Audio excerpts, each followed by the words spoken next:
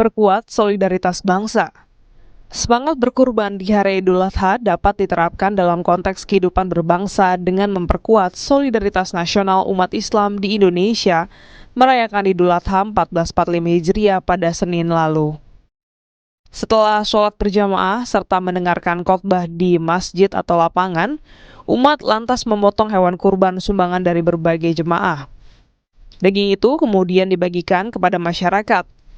Sehari sebelumnya, pada hari Minggu, para jemaah haji melaksanakan wukuf di Padang Arafah di Arab Saudi.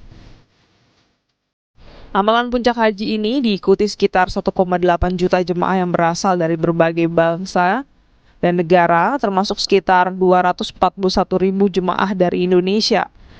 Keluar dari Arafah, jemaah bergeser ke Musdalifah untuk mengambil kerikil, lantas melempar jumroh dan mabit di Mina. Meski berlangsung di tengah cuaca panas sekitar 43 Celcius, proses ibadah ini berlangsung lancar. Perayaan Idul Adha di tanah air ataupun wukuf di Arafah sama-sama meneladani kisah pengorbanan Nabi Ibrahim dan Nabi Ismail.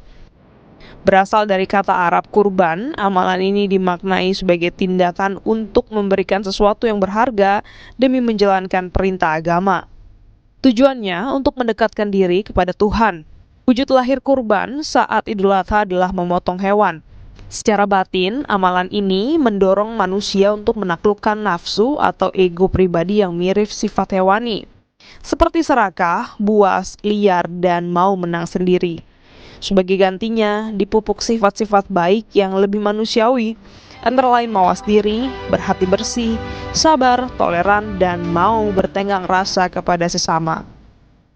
Tak sekedar memperkuat hubungan manusia dengan Tuhan, kurban sejatinya juga memiliki dimensi sosial, yaitu memperbaiki relasi antar manusia. Memotong hewan dan membagi dagingnya untuk sesama mengajarkan agar umat mau mengeluarkan sesuatu yang berharga untuk diberikan kepada orang lain, terutama fakir miskin yang membutuhkan.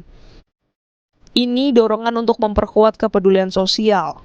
Di Tanah Suci, para jemaah haji juga dilatih untuk lebih bertenggang rasa dengan sesama. Sekitar 1,8 juta orang berkumpul di Arafah, Musdalifah, dan Mina, serta Ka'bah Masjidil Haram pada waktu yang bersamaan.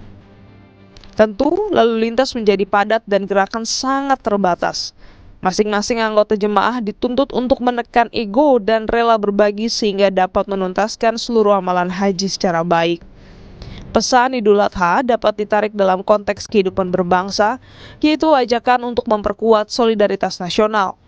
Nusantara terdiri dari berbagai macam masyarakat yang majemuk dalam agama, budaya, suku, ras, dan golongan. Kita tekan ego kepentingan pribadi, kelompok atau golongan demi kepentingan yang lebih besar, yaitu bangsa Indonesia.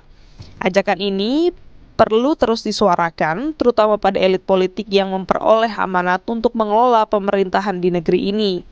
Korbankan ego pribadi, gunakan kekuasaan itu sebesar-besarnya bagi kebaikan rakyat.